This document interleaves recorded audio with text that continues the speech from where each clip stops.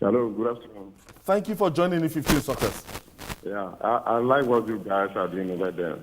Thank you, Success. Especially Mr. Technology.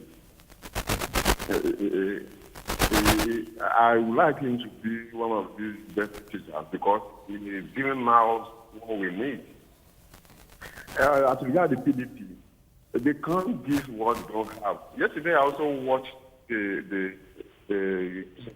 and also the songs are exactly what my friend in the middle was saying.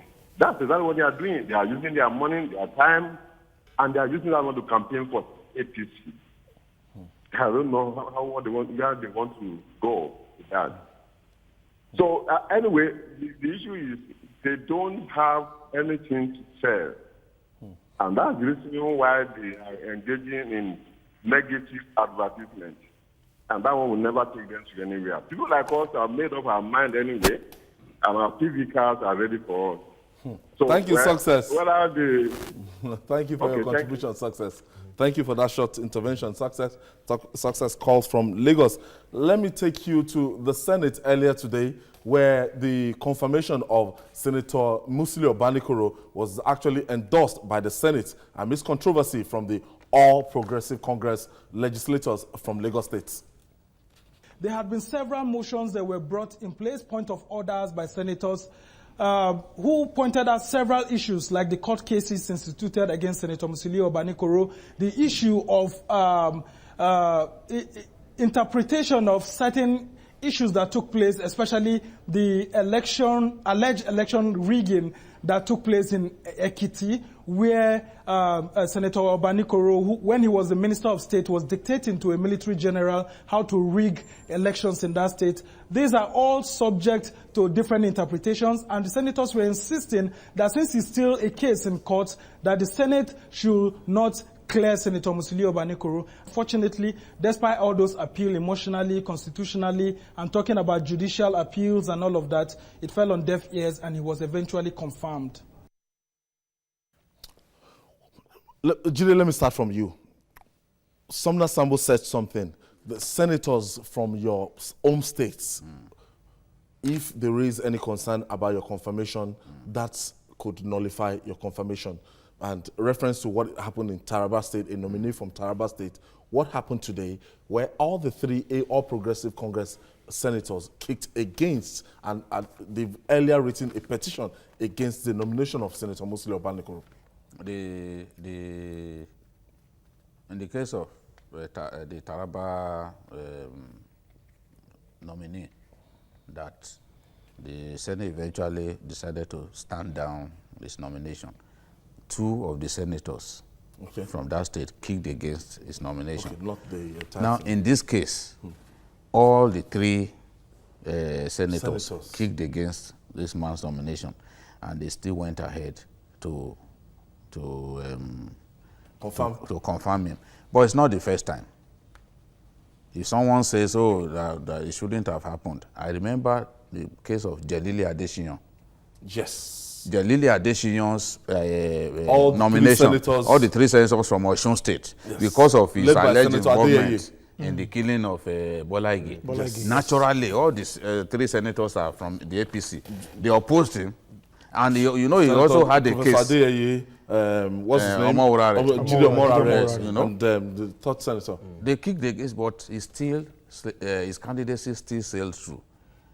And naturally, I said something before we began this program, that in that Senate, there is nothing Jonathan wants that David Mark doesn't ensure that he gets in this Senate. It is in the House of Reps. You can see Senator Mrs. Oluremi Tinubu, you know, raising a kind of alarm. She's harassing. Yes, that she's shouting no, that a ministerial nominee from my state, that we should have the say.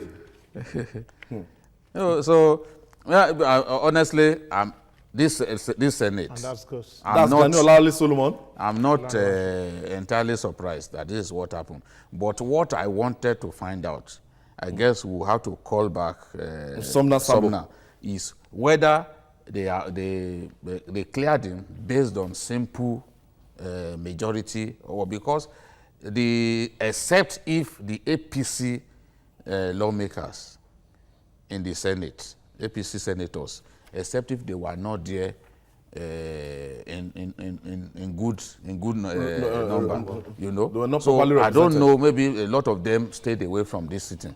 If a lot of them stayed away from this sitting, That would and we have have affected. a preponderance of PDP If this senators. kind of thing happened in the House of Representatives, you know.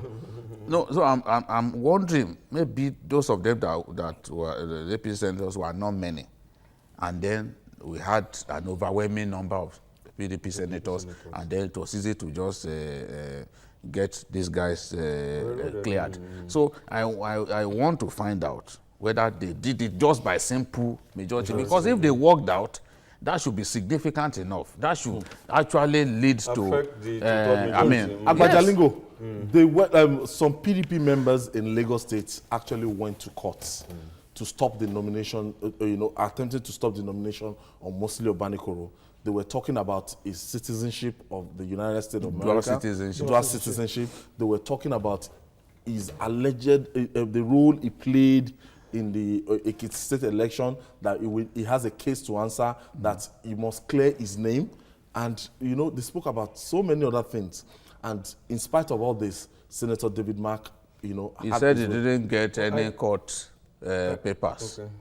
I don't want to repeat what he said about what happened on the floor, but I want to just take it a little further by saying that this government has become very, very symptomatic of associating, particularly President Jonathan, let me call his name, he has become very, very popular with associating himself with this kind of shady characters, and it is a clear signal of the kind of person the leader himself is. Without any intention to be biased, there is something that, even though we haven't tested him yet for a second time, Buhari said something in Chatham House that on the case of corruption, I copied that statement and kept it somewhere. He said, there will be no confusion as to where I stand. The corrupt will not be appointed into my government. I am waiting to see anyway.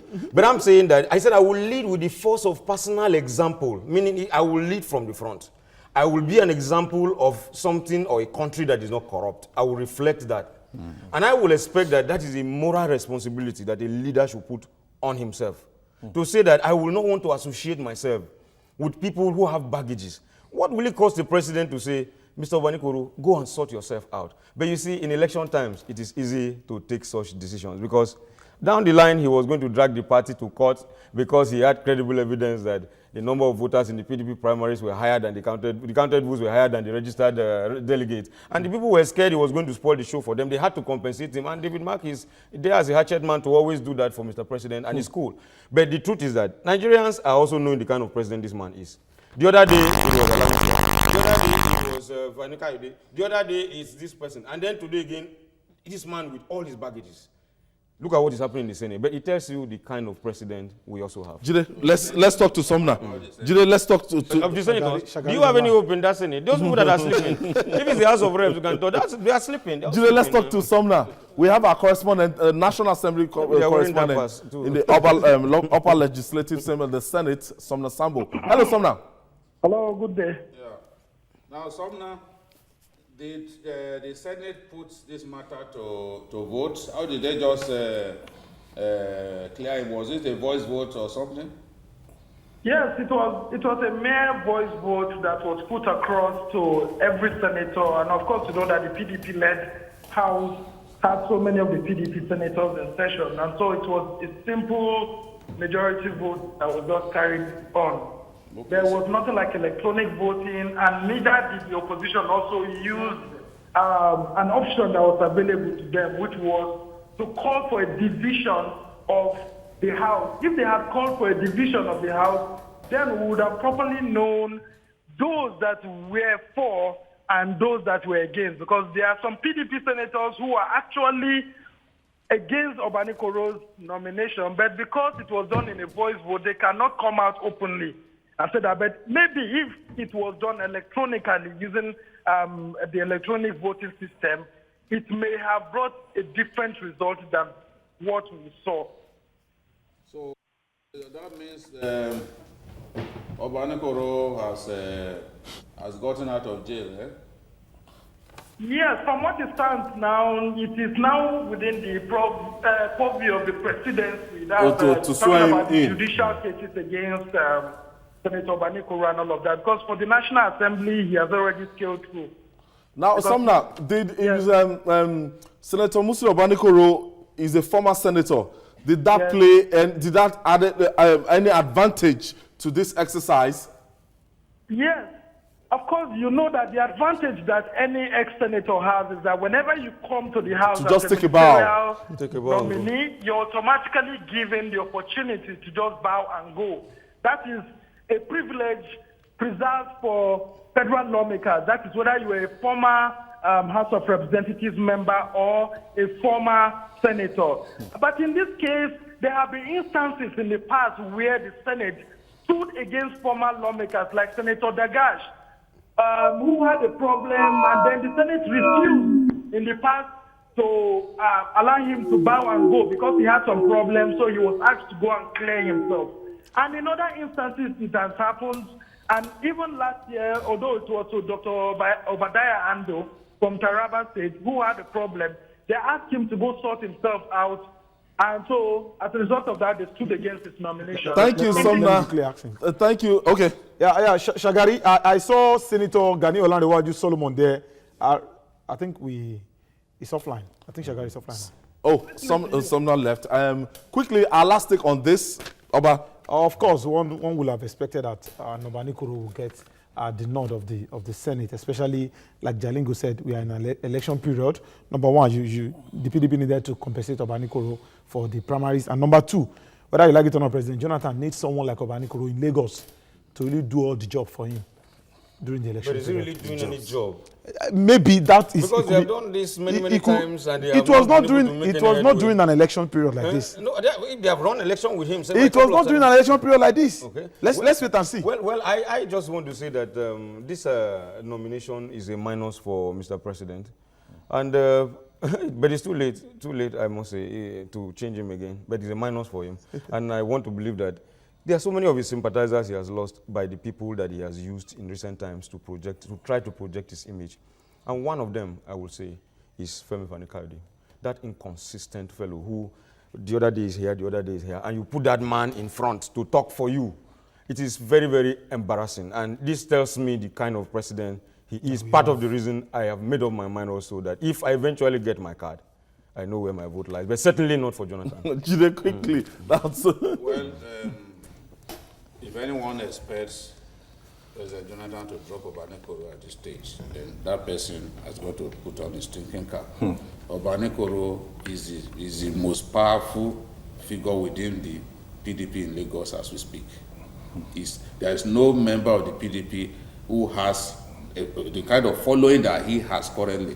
Remember, apart from the primaries that he lost, remember that his candidates won the preceding the primaries in the state. Yes. The structures of the party in this state are largely in his hands. So they know that they need him so much. Yes. They need his experience. Yes. They need his experience and they need his aggression. That's the job. That's the job I was talking about. And they need Lagos desperately. So that's the job I was talking about. They can't push him aside at this time. No. Not at all. I want to thank you. Obadeoye.